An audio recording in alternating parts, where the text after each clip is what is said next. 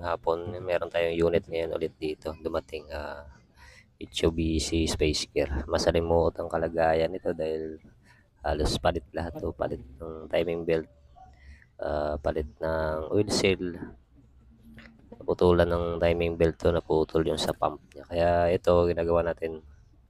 So yan, may mga piyesa na rin tayo nabili. So medyo kompleto na pero hindi pa kayang tapusin dahil nga sa dami ng gagawin nito at kailangan i-kondisyon dahil babiyahe ito ng Ilocos.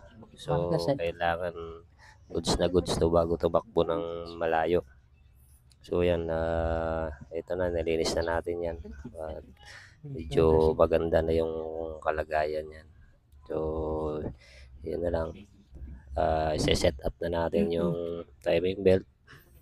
Then doon naman sa ibang doon naman tayo mag-focus na magawa yung ibang sira.